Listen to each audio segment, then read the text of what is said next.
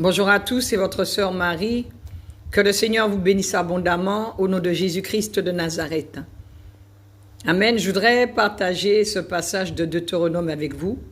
Deutéronome 31 à partir du verset 6. Vous pouvez lire tout le chapitre si vous voulez. Mais je voudrais prendre juste ce verset parce que déjà c'est un verset qui me parle beaucoup. Et dans ce verset, nous allons voir que l'Éternel s'adresse à Israël.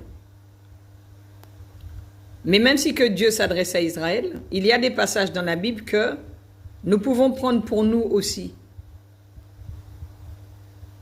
De la même façon que Dieu parlait à Israël, c'est de la même façon que Dieu nous parle aussi. Amen.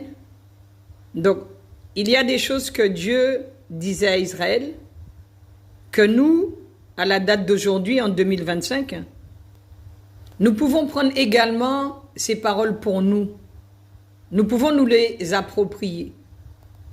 Amen. Dieu parle tantôt d'une manière, tantôt d'une autre.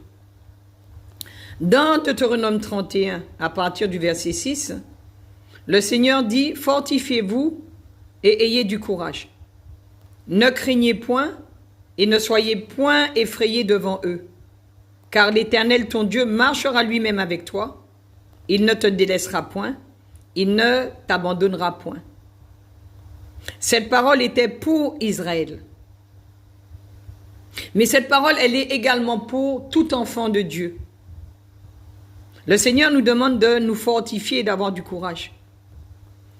Il nous demande de ne pas craindre l'ennemi, de ne pas nous effrayer. Et il nous dit que lui-même marchera devant nous. Et c'est vrai parce que lorsque nous nous levons le matin, avant de commencer notre journée, nous prions. Nous remettons notre journée entre les mains du Seigneur. Pourquoi nous prions et pourquoi nous remettons notre journée entre les mains du Seigneur? C'est bien pour que l'Éternel puisse marcher devant nous. C'est bien pour que l'Éternel puisse ouvrir les portes pour nous. Amen.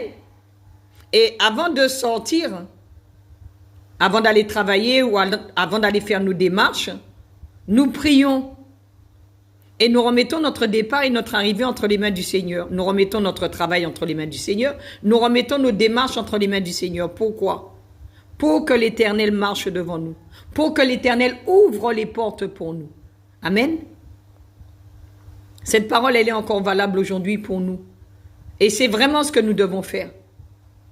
Parce qu'à chaque fois qu'on prie et qu'on remet la situation entre les mains du Seigneur, il marche devant nous et il ouvre les portes pour nous. Amen.